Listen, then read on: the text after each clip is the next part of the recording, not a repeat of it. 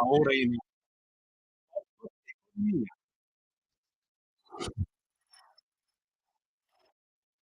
Soldi, soldi, soldi, soldi, soldi, lodati sono i soldi, i beni amati soldi perché? Chi ha tanti soldi vive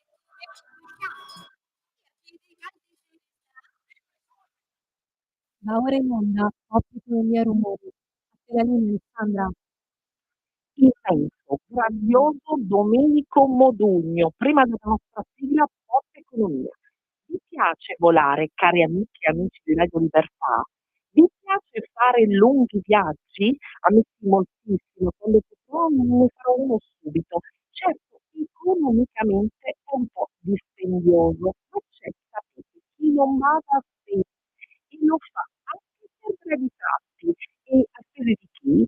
Sapete di chi parlo? Volete saperne di più? Beh, collegatevi con noi, lo saprete tra pochissimo. Radiolibertà.net oppure sui social, pagina Facebook o YouTube o anche in TV 2 e 52 digitale terrestre. E noi che siamo molto pochi oggi più che mai, 20 maggio, sempre martedì, sempre giornata di conti, sempre senza sconti come piace a noi, diamo un occhio subito all'Eurozona, dove secondo Eurostat l'inflazione è confermata in moderazione, cioè i prezzi al consumo segnano un più 2,2 su base tendenziale e sempre noi pop, alle prese con il carrello della spesa, lo vediamo tra poco 16:15 conAssa Utenti, Maria Linei, siamo a farci i conti. Il mantra è sempre lo stesso: evitare gli sprechi, risparmiare sugli alimenti. Ma a proposito di sprechi, rimaniamo ancora in Eurozona, dove c'è chi per andare da Bruxelles a Lussemburgo, ripeto, da Bruxelles a Lussemburgo, per fare 187 chilometri, usa il jet privato. E sapete chi è? Ma naturalmente la presidente, lo avrete appreso nei giorni scorsi, la presidente della Commissione europea Ursula von der Leyen. Moderatamente, allora, come moderata è l'inflazione, io chiedo subito a Nino Sunzeri, che spero sia in linea. Nino, sei in linea? Eccomi. Ciao Alessandra. Eccolo. Ciao caro Nino, buon pomeriggio, ben ritrovato. Chiedo a te di dirci tutta la verità, nient'altro che la verità. Innanzitutto, ti è piaciuta la canzone iniziale, Volare? Guarda, ero un bambino quando Modugno la cantò, e fra l'altro è dedicata, io sono palermitano come forse sai, ed era dedicata a un principe palermitano, quindi questo, come dire, la rende ancora più, almeno per me, ancora più interessante, più significativa, più interessante, Nino. Allora, la dedico a te questa canzone e naturalmente alle nostre ascoltatrici e ascoltatori, ma l'abbiamo dedicata anche a Ursula von der Leyen, perché è perfettamente in tema con il tema del giorno. Allora, io oggi non mi sento molto moderata, sai Nino, non so tu. Dici un po' come sono andate le cose, quanto ci costa tutto questo? Ma guarda, il costo preciso è difficile da fare perché dipende dal tipo di aereo, dipende dal tipo di contratto, dipende da molte variabili. Quello che posso dirti in generale, che insomma un'ora di volo costa all'incirca un 15.000 euro. Che per aerei di grossa taglia, più si scende più il costo cala, però insomma diciamo che è un lusso questo dei voli blu. È un lusso. Voli blu, Nino, scusami se ti interrompo, non green, non verdi, vero? Perché insomma mi sembra alla faccia del green. Ursula poi ha fatto spiegare alla sua portavoce che con lei c'erano anche la Presidente del Parlamento Europeo Roberta Metsola e il Presidente del Consiglio Europeo Antonio Costa, e che questa scelta, così ha motivato lei, era per velocizzare, perché aveva una fitta agenda. È andata così? Ma guarda, Alessandra, come siano andate le cose non lo so, io so soltanto una roba che serve anche un filo a drammatizzare di quello che mi diceva un mio vecchio amico, generale della Guardia di Finanza, con cui ovviamente per il mestiere che faccio avevo una certa confidenza, e lui, un po' ridendo e un po' parlando seriamente, mi diceva: Nino, guarda, che vuoi che ti dica? Che il potere è potere, e se non è abuso di potere, che potere è? E quindi diciamo che ma l'abbiamo insomma sempre visto, anche i grillini che dovevano aprire il Parlamento come una scatoletta di tonno, e poi hai visto come sono finiti. Certo, il potere logora chi ce l'ha, però fa impressione Il per le potere tante logora invocate. chi ce l'ha, il potere, insomma, è inutile esercitare il potere se non fai un abuso di potere. E Però qui fa ancora più impressione, perché la politica green dove è finita, l'inquinamento dove è finito, insomma tante belle parole. Questo ha fatto un po' anche arrabbiare, no? Tutti i nostri ascoltatori, abbiamo visto anche dei commenti in questi giorni, insomma fa un po' una certa impressione, come pure fa impressione la neosindaca che non vuole mettersi la fascia di colore. Nino, una battuta su questo, che dici tu? Alessandra, è tutto propaganda, è tutto fatto a favore di telecamere e a favore di giornalisti. È chiaro che come dicono in tanti, in Alto Adige sono italiani riluttanti, perché loro parliamo certamente della nuova sindaca di Merano, Caterina Zeller, per i nostri ascoltatori che attentissimi sicuramente avranno avuto modo di vedere questa notizia, di sentire questa notizia. Via il tricolore, dice lei. Come? Dice lei, Zeller, la neosindaca, via il tricolore. Lo dico per chiarire per i nostri ascoltatori che sicuramente, attenti come sono, avranno avuto modo di seguire questa notizia. E niente, lei allora, l'insediamento ha lasciato la fascia tricolore, ha appena buttato la fascia tricolore e ha tenuto soltanto il simbolo della città. Perché? Perché l'Alto Adige sono italiani riluttanti, si sentono riluttanti.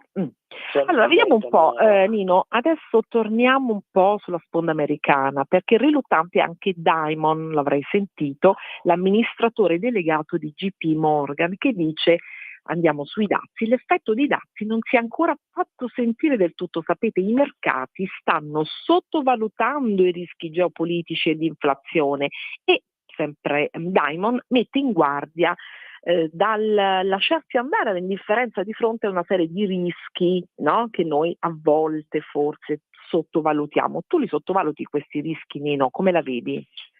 Ma guarda, il discorso qui è complesso, però ti dico, anche questo ovviamente in scala planetaria rispetto al sindaco di Merano. Siamo passati un po', abbiamo fatto dei piccoli voli pindarici, però per tenere presente anche quella che è la nostra realtà. Io do sempre conto della realtà.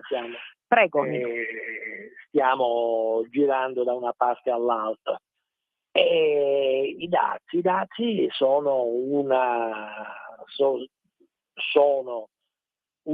anche qui stiamo molto nella propaganda. Come dice in molti, Trump bisogna certamente prenderlo sul serio, ma non ascoltare, ma non prendere per oro colato quello che dice. Cioè anche lì c'è un discorso di propaganda molto elevata, perché certo la pancia dell'America, che noi poi quando parliamo dell'America, ma abbiamo sempre in testa la costa orientale, quella di New York, che è la capitale mondiale della finanza, o abbiamo in testa la sponda del Pacifico, e quindi la tecnologia e la Silicon Valley. E poi c'è la parte centrale dell'America, dove in genere viene visitata e conosciuta abbastanza poco, che però vota, ed è la pancia, che sicuramente ha sofferto questi 25 anni di globalizzazione e quindi di desertificazione industriale e produttiva, mentre le fasce, appunto, le due coste si sono riconvertite, una puntando tutto sulla finanza e l'altra puntando tutto sulla tecnologia, sulla Silicon Valley, Cupertino e zone circostanti. Il centro dell'America non se ne è occupato nessuno. La grande capacità di Trump è stata quella proprio di andare a parlare a questa gente, ma lo vedi anche dai risultati elettorali. Trump sulle fasce in California o a New York voti ne piglia abbastanza poco, poi vai al centro e ne prende tanti. Ecco. Come dici tu, Nino, da una parte all'altra, perché così va il mondo. Abbiamo cominciato con le spese folli di Ursula von der Leyen in Eurozona, abbiamo fatto una battuta su Milano, ma ciò che ci interessa moltissimo è il ricasco sulle nostre tasche, sui nostri conti, sulla nostra economia reale. Ecco, questi dazi dei quali si parla e anche straparla, lo abbiamo detto molte volte con te, che conseguenze stanno avendo? Che bilancio tu puoi tracciare da economista navigato quale sei sulla nostra economia reale? Al momento pochi, e lo vedi anche sul fatto che in tanti temevano, sia in Europa ma soprattutto in America, una ventata inflazionistica, perché le merci essendo più difficili le importazioni, i prezzi sarebbero saliti, perché c'era una quantità di merci inferiore alle attese, quindi i prezzi. In realtà non sta succedendo niente, In realtà non sta succedendo nulla, vero Nino? Quindi tanto rumore per nulla, dici tu. Sì, molto rumore per nulla. Trump ha bisogno di tenere molto alta, appunto, l'attenzione, quindi questo gli impone di tirar fuori tutti i giorni una trovata nuova, perché sennò l'attenzione del pubblico cala. Quindi e lui è bravissimo in questo, è un grande comunicatore in questo, no? Un gigantesco comunicatore, da questo punto di vista un vero, autentico genio. Comunicatore. Allora, Nino, un'ultima battuta, perché oggi abbiamo non moltissimo tempo e cerchiamo di volare ancora più alto. Arriviamo addirittura in Cina, perché abbiamo detto tante volte anche con te, l'obiettivo poi di Donald Trump è la Cina. Intanto la Cina impone dazi fino al 75% sulle plastiche provenienti dagli USA e Washington vieta alle aziende di tutto il mondo di usare i chip Huawei, la famosa linea, la conosciamo come la linea propriamente dei cellulari, no? Molti di noi hanno un cellulare Huawei. E che cosa succede? Che se tu vuoi fare la pace, prima di fare la pace devi alzare la voce fino alla...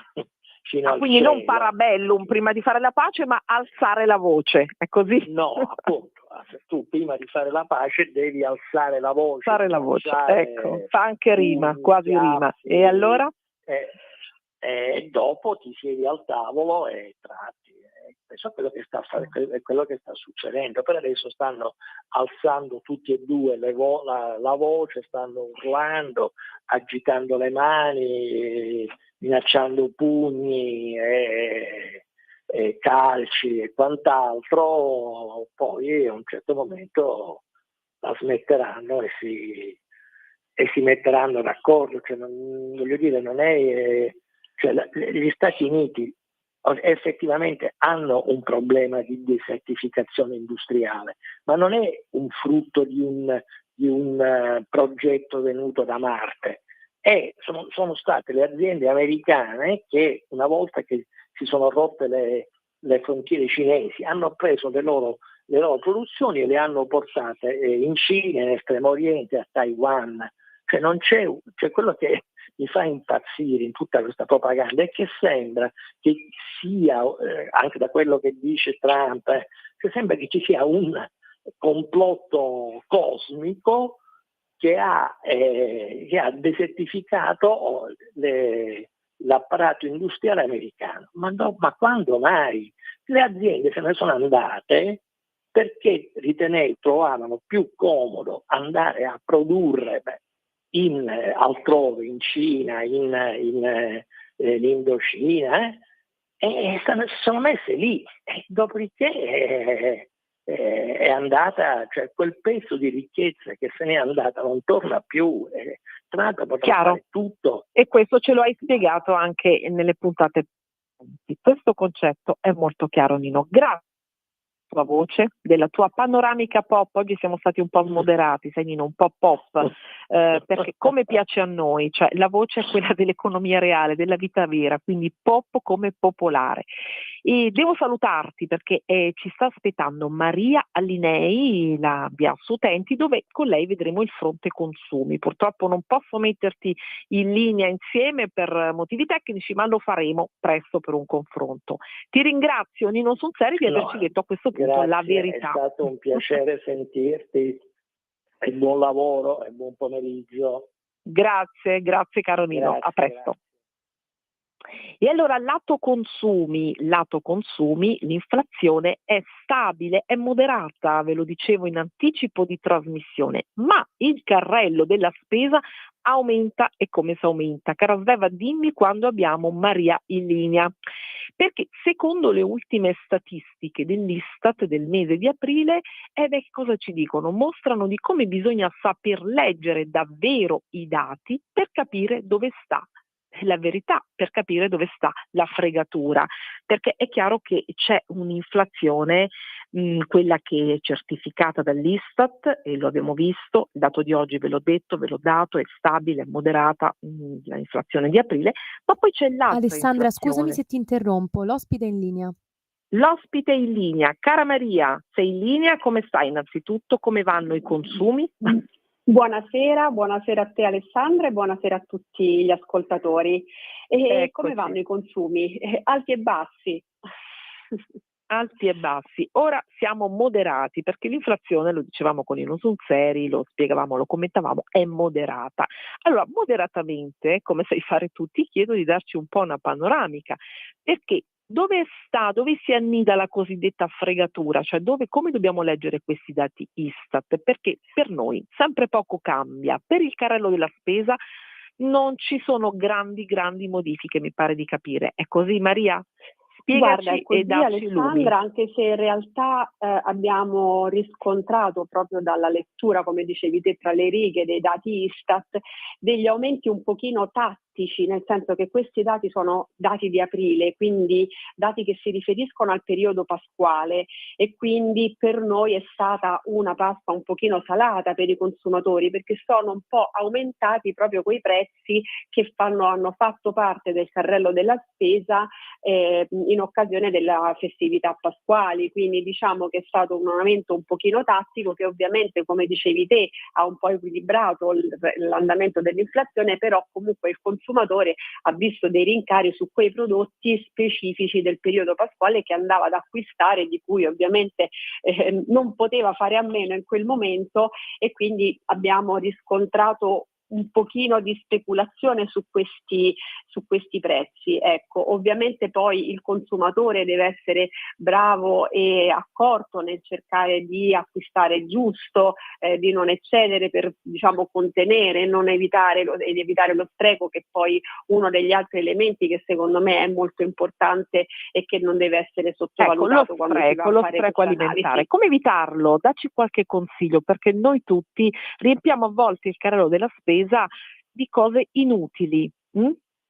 Guarda, allora più che inutili secondo me c'è proprio un elemento insito negli italiani che è Non quello dirmi la di pubblicità, non dirmi anche tu la pubblicità. Siamo no, vittime. che è quello di non far mai mancare nulla in tavola e avere sempre la paura che non sia abbastanza. Avere sempre un Quindi, piano B alimentare. Esatto, per cui questo potrebbe essere sicuramente un elemento, nel senso fare la spesa senza, diciamo, pensando alle giuste dosi, alle giuste quantità, perché ovviamente eccedere porterebbe avere nel frigorifero o nella tavola degli avanzi che potrebbero, diciamo, portare poi ad uno spreco, no? Non solo alimentare, ma anche a una spesa eccessiva che poi non viene consumata debitamente o comunque Una oltre le spesa esigenze inutile invece che familiari. utile, certamente. Esatto, esattamente, proprio questo. Poi ci sono tanti rimedi, no, per evitare di sprecare il cibo, ma questo magari fa parte di un altro capitolo. Abbiamo fatto anche un piccolo vademecum su come riutilizzare o non sprecare quando abbiamo degli avanzi in casa. In questo la tradizione italiana è portatrice sana di grandi piatti come il gatto di pasta, il gatto di patate, la frittata di pasta, insomma, ecco, quegli elementi che vanno un po' a colorire la nostra tavola, cercando di mettere un po' insieme tutto quanto avanzava, diciamo, sulle nostre tavole, magari E proprio di nei giorni di renderlo festa. appetitoso e buono. Esatto. Vediamo un po' un altro capitolo, cara Maria Lineia Sotenti, le bollette. Questo è un dramma tutto italiano, lo definirei un dramma, cioè davvero non so cosa più dire sulle bollette, abbiamo detto tutto, cerchiamo di dare consigli, indicazioni, anche dei rimedi. E leggo questa notizia, l'Enel rimborserà molti clienti per i rincari troppo quelli che non sono stati così trasparenti, a causa dei rincari che non sono stati trasparenti. Ecco, a chi spetta questo ristoro? Puoi dirci qualcosa in più? Perché credo che questo interessi certo. tutti. Certo, allora in realtà diciamo, il rimborso che effettua Enel lo effettua a seguito di un'indagine antitrust che ha, diciamo, la giudicata colpevole di aver attuato una pratica commerciale scorretta, cioè di aver informato non nel modo corretto o non aver informato delle modifiche unilaterali del contratto che andavano a riguardare proprio l'aumento tariffario. Quindi anziché seguire il percorso previsto, diciamo, dalle note informative che devono essere date ai consumatori, è stato inviato un messaggio tramite mail attraverso un sistema che può essere definito DEM, quindi il Direct Mail Marketing, che poteva essere non interpretato nel modo corretto dagli utenti, quindi non come una modifica di contratto, ma come una informazione, diciamo, commerciale. Quindi a seguito di questa azione fatta così un po' forzata, un po' forse superficiale da parte di Enel, è stato poi sono state inviate delle indagini da parte dell'antitrust, fatta anche una class action da parte della nostra associazione dei consumatori, per cui diciamo, siamo a disposizione per chi volesse aderire, e in questa fase l'antitrust ha accolto la proposta di Enel di andare a risarcire in maniera automatica le persone a cui aveva inviato questa comunicazione che non era stata recepita nel modo corretto, diciamo, dando la differenza di quello che rappresentava la notifica unilaterale. Per quanto ci riguarda c'è stato, insomma, anche un altro danno, nel senso che non mi basta che mi rimborsi quello che ho pagato in più e non me lo sapevi, deve essere penalizzata anche per aver fatto una pratica che non era proprio corretta. Quindi questo è un po' purtroppo, diciamo, il mercato ci porta anche a questo tipo di informazioni. Io avviso i consumatori in questo momento che da una nostra, diciamo, ricerca anche le telefoniche aumenteranno da qui ai prossimi mesi, quindi attenzione alla lettura delle bollette, attenzione a leggere i messaggi, perché in alcuni casi viene specificato che per esigenze economiche di sostenibilità degli investimenti sulla rete di nuova generazione aumentano le tariffe, magari pochi centesimi, piccole, diciamo, però variazioni aumentano. che però aumentano, e un consumatore deve essere libero di decidere se rimanere con quell'operatore a seguito della modifica unilaterale di contratto o se cambiare operatore. Quindi, come hai detto giustamente prima te, Alessandra, qui bolletta è una parola che scotta, insomma, in questo periodo, ecco. Sì, scotta davvero. Cosa puoi indicarci? Noi abbiamo detto molte volte anche con te in questa trasmissione dei vari passaggi dal libero al mercato, alle tutele graduali. Ecco, vogliamo ripetere proprio brevissimamente questo passaggio a beneficio di tutti? Quindi stiamo andando di nuovo nel settore dell'energetico e dell'idrico. Allora, in realtà sappiamo benissimo che c'è un mercato Abbiamo tutelato. un minuto, Maria, un minuto, so che Un minuto. puoi Allora, farci. ricordo brevemente quali sono i requisiti per essere ritenuti vulnerabili, perché per noi è molto importante che un consumatore abbia queste informazioni e che ci sono quindi che esiste il mercato tutelato per le persone vulnerabili, che sono quelle che hanno compiuto 75 anni, quelle che hanno diritto di ricevere un bonus sociale in base al livello ISEE e che hanno, sono soggetti a disabilità ai sensi dell'articolo 104, che vivono in isole minori non interconnesse.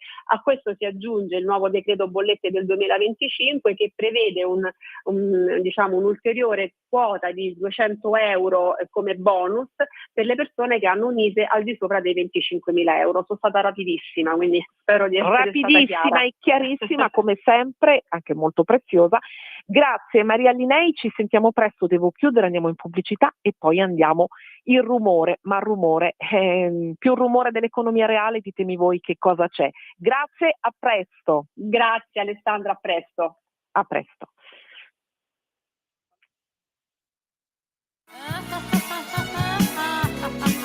Pesca dalla rete, le interviste di Luisella Pescatori, detta La Pesca, con le freelance di Rete al Femminile, le voci fiere di una nuova prospettiva, ovvero segreti e consigli del lavoro autonomo declinato al femminile. Ogni mercoledì alle 15:30 su Radio Libertà, la tua radio.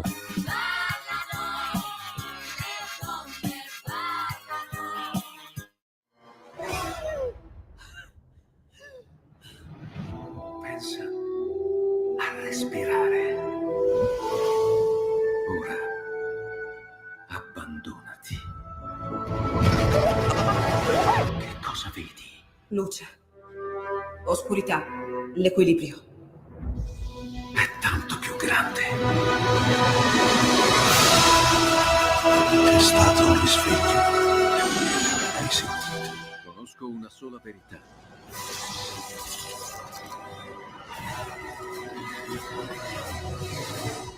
Movie Time ti fa entrare nel vivo del cinema, ti fa sentire come se fossi tu il protagonista del grande schermo.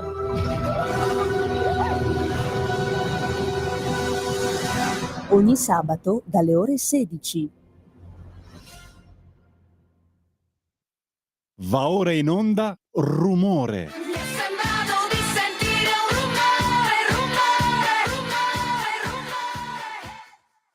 Va ora in onda Rumore, a te la linea Alessandra. Grazie Sveva, dimmi pure quando abbiamo Graziella Giangiulio in linea. Sì, è già in onda, sta aspettando. È già in onda. Allora la saluto subito, Graziella di AGC News. Ciao, come stai? Io tutto bene, voi spero altrettanto, bentrovati. Ben trovati e ben trovata. Allora siamo in rumore. Che cosa fa più rumore sulla geopolitica che quella telefonata tra Putin e Trump? E Trump ha detto così: Putin è un gentiluomo, un simpatico gentiluomo. E poi c'è un'altra che leggo qui in diretta con voi: Putin respinge la tregua ora, ma è pronto a trattare la pace. Insomma, un gran caos, Graziella. Vuoi chiarirci qualcosa tu, dalle informazioni di prima mano che hai?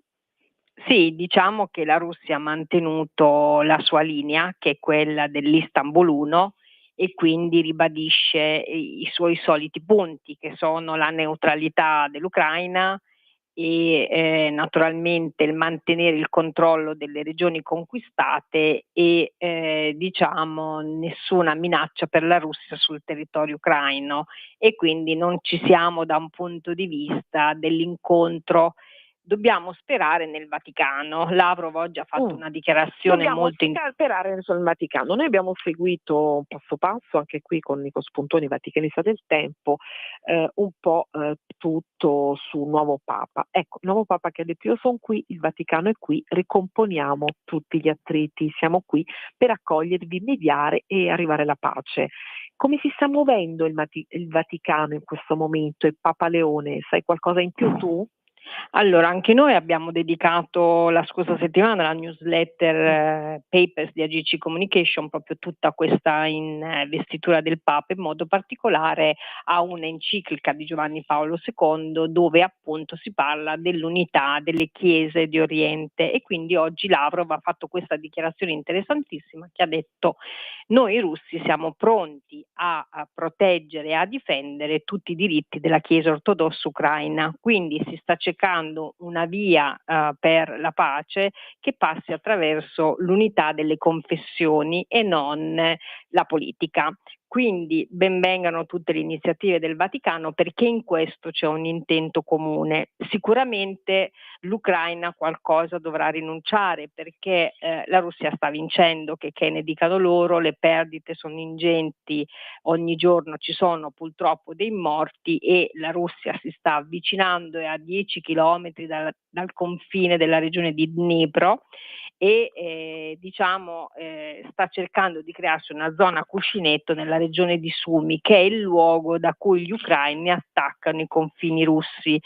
Quindi sul tavolo delle trattative purtroppo chi sta vincendo ha normalmente più potere e in questo momento Kiev non ha questo potere. Dall'altra parte ci sono le sanzioni. L'Unione Europea oggi ha ufficialmente varato il 17° pacchetto di sanzioni, che prevede soprattutto le sanzioni alla famosa flotta ombra russa. Quindi siamo arrivati a 435 navi sotto sanzione che trasportano il petrolio, che come dicevamo nella scorsa puntata è un danno anche per l'Europa, perché noi compriamo quel petrolio e quel gas che viene trasportato sulle navi.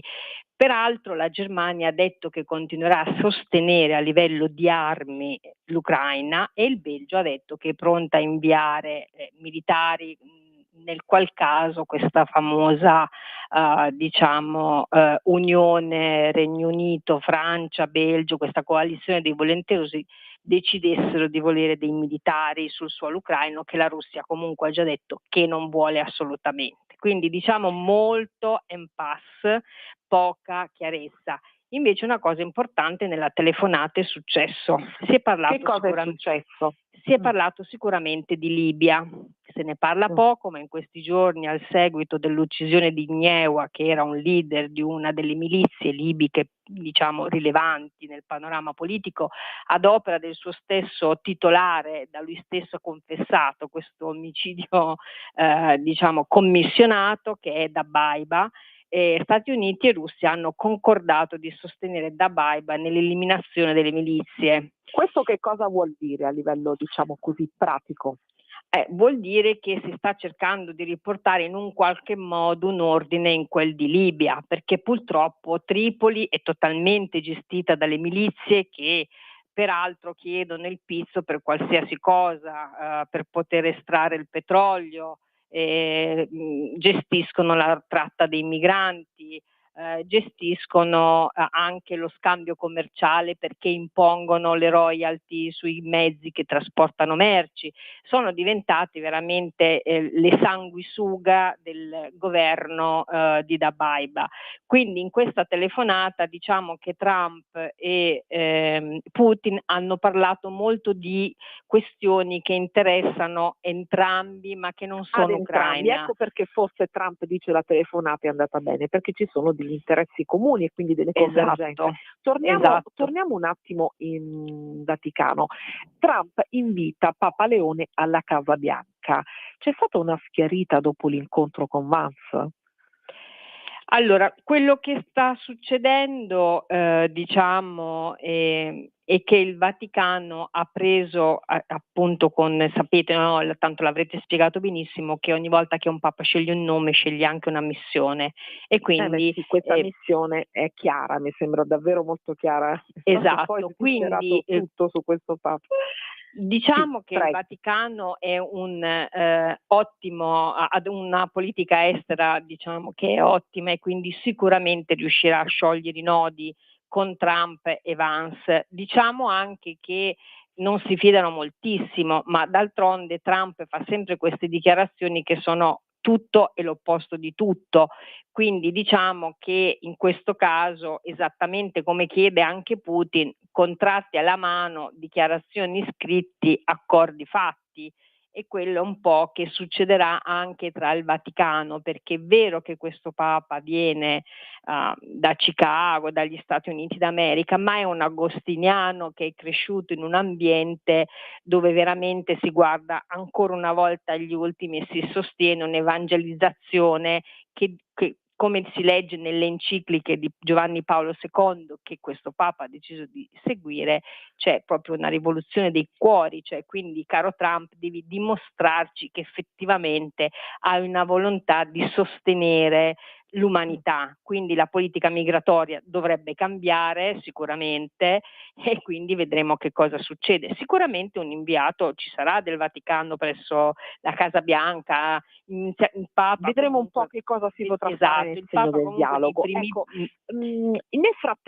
nel frattempo il simpatico gentiluomo alias Putin, così come l'ho definito Donald Trump, ha il pallino in mano, come dici tu, perché di fatto sta vincendo. E titolano così molte agenzie e alcuni giornali: ha abbandonato l'Ucraina, dice Trump, dice di Putin, ha abbandonato l'Ucraina. E la telefonata con Putin spaventa, ti leggo questo verbo, grande titolo, i leader europei. Cioè, in particolare c'è l'analista Pfeiffer, ex ambasciatore USA in Ucraina, che oggi al Center for International Security and Cooperation dice ma è stato abbandonato, cioè Donald Trump ormai siamo così, cioè una vittoria, tutto questo è una vittoria di Vladimir Putin. E questo colloquio spaventa gli analisti e anche l'Europa. C'è da spaventarsi? Allora, diciamo che sicuramente Trump in questo momento ha un obiettivo, portare a casa delle vittorie per gli Stati Uniti d'America, e se questo vuol dire annichilire l'Europa va bene.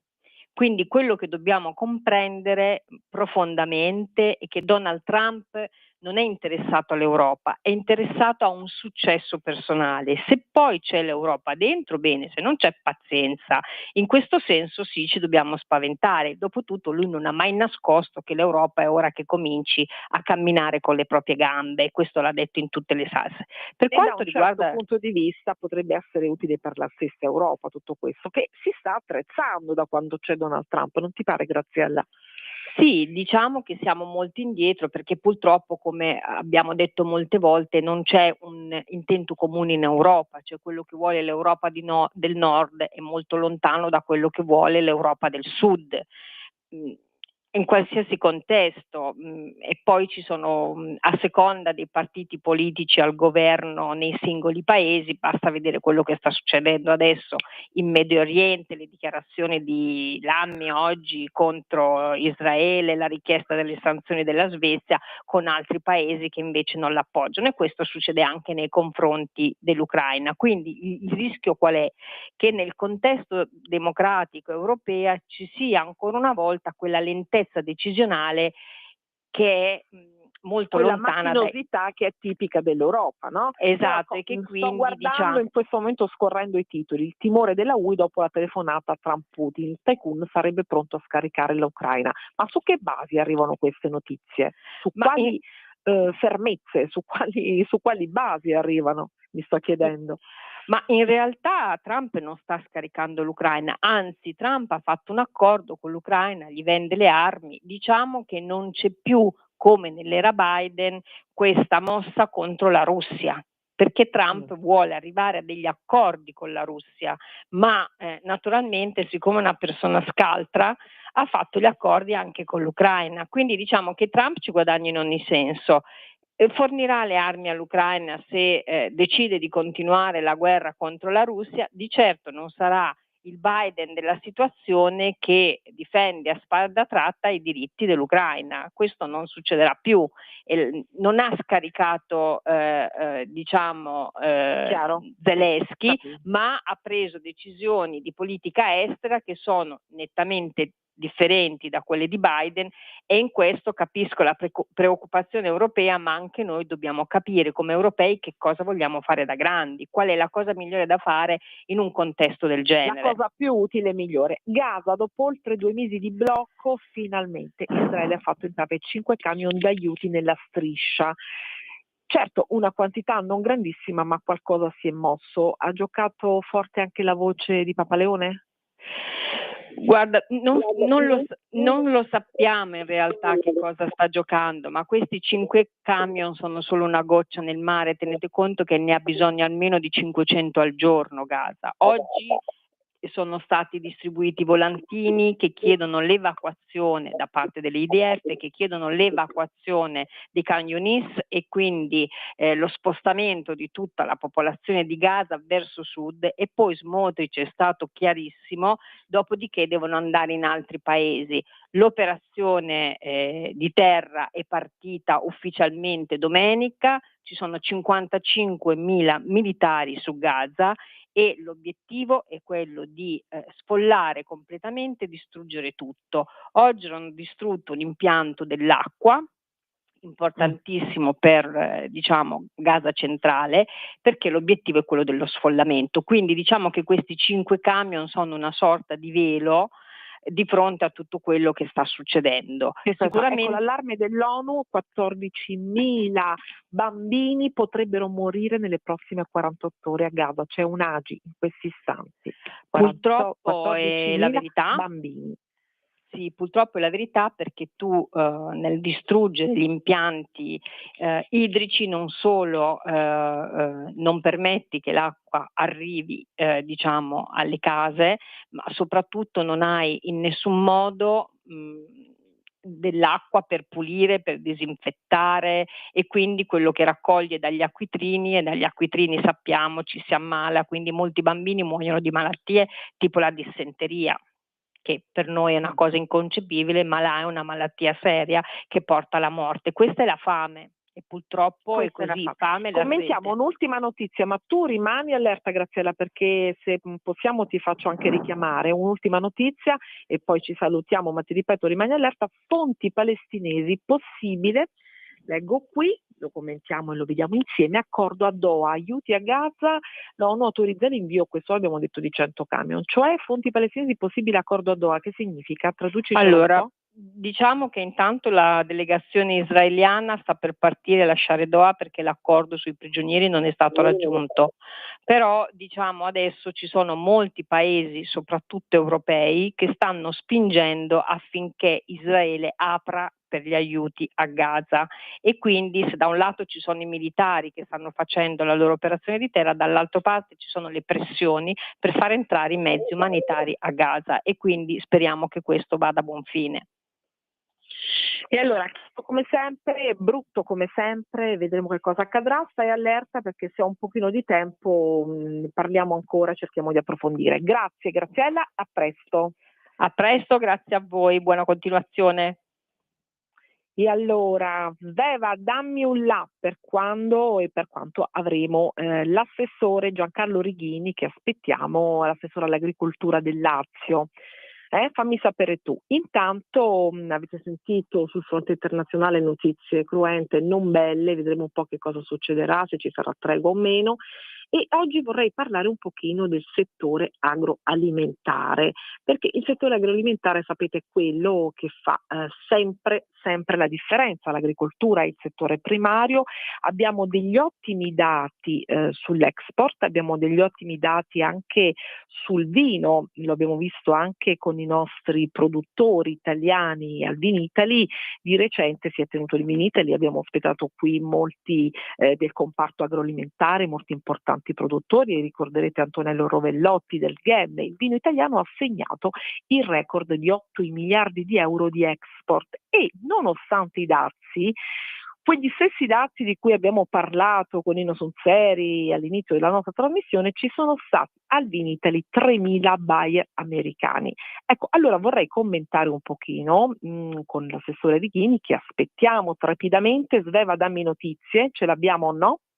Soltanto un attimo che è caduta la linea, la ricollego subito.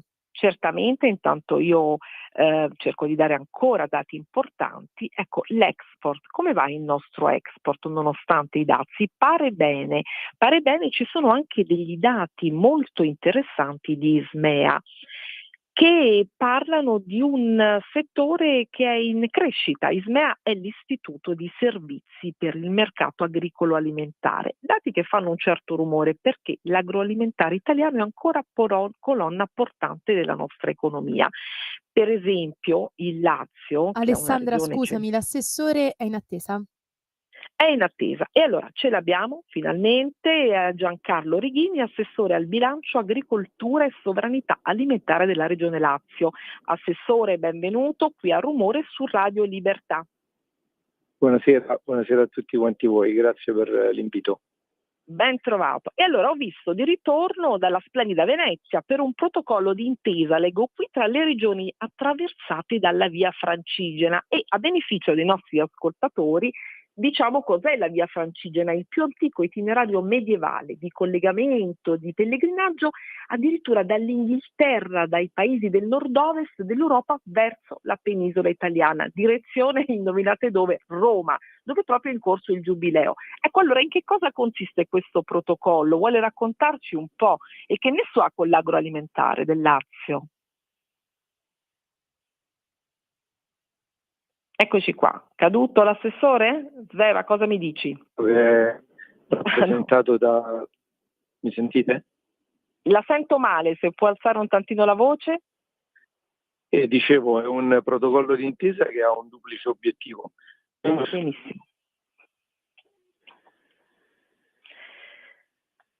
La sentiamo malissimo.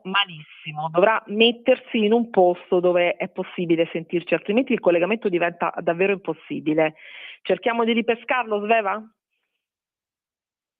Sì, ci riprovo, ma l'assessore ha detto che è in un posto in cui non prende la linea. E allora, se è in posto dove non prende, il collegamento non è buono, dobbiamo rimandare. D'altra parte non siamo molto fortunati con l'assessore Dini, comunque insomma noi ci proviamo. E allora vediamo un po' protocollo d'intesa, cercavamo di capire che cos'è questa Prova a richiamarlo, sponda Alessandra? Certamente, questa sponda che si crea tra Venezia e il Lazio, tra Venezia e la zona centrale, per capire come va l'agricoltura e l'agroalimentare. E proprio ieri il presidente della Confagricoltura, Massimiliano Giansanti, dal Fundescienze Festival di Venezia, ha parlato di un'agricoltura dove serve un forte sostegno della politica. Dice lui, siamo un settore da tutelare e Alessandra, rafforzare. scusami, ma l'assessore non è raggiungibile.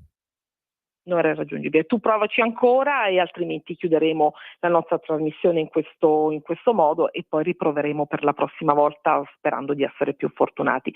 Parlavamo di agricoltura, ci teniamo molto a parlare di agricoltura, perché l'agroalimentare è parte fondamentale del nostro PIL, e lo abbiamo visto molte volte, e le punte di eccellenza vivono, ripeto, nelle nostre regioni. E allora, come rafforzare questo settore? Cosa stanno facendo le regioni? Quello volevo chiedere proprio all'assessore Righini, ma lo faremo la prossima volta, e anche perché ci sono dei dati di leadership industriali. Per esempio, parlo del Lazio, dal digitale allo spazio, dalla farmaceutica all'audiovisivo, c'è una costante anche qui crescita di esportazioni. Allora è interessante esaminare come, nonostante i dazi, quelli di cui abbiamo parlato e parliamo sempre in questa trasmissione, poi invece le esportazioni paradossalmente crescono, e il report Ismea ce lo dice chiaramente. Sveva, dammi luce, dammi lumi, altrimenti andiamo in chiusura.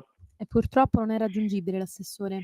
E allora io direi che a questo punto possiamo anche chiudere la nostra trasmissione. Abbiamo parlato, siamo andati dall'Eurozona, siamo andati anche quel di Merano per un breve commento della sindaca che non vuole assolutamente indossare la fascia tricolore, siamo andati in Cina, siamo andati al rumore geopolitico, e ora chiudiamo con un po' di dati che vi ho dato sull'agroalimentare. Non è stato possibile parlare parlare con l'istituzione, in questo caso un assessore regionale. Ci riproveremo a breve e allora vi saluto e vi ringrazio naturalmente e ci vediamo naturalmente sempre, se volete, martedì, stessa radio, stessa trasmissione, stessa conduttrice se volete. A presto! Avete ascoltato Pop Economia.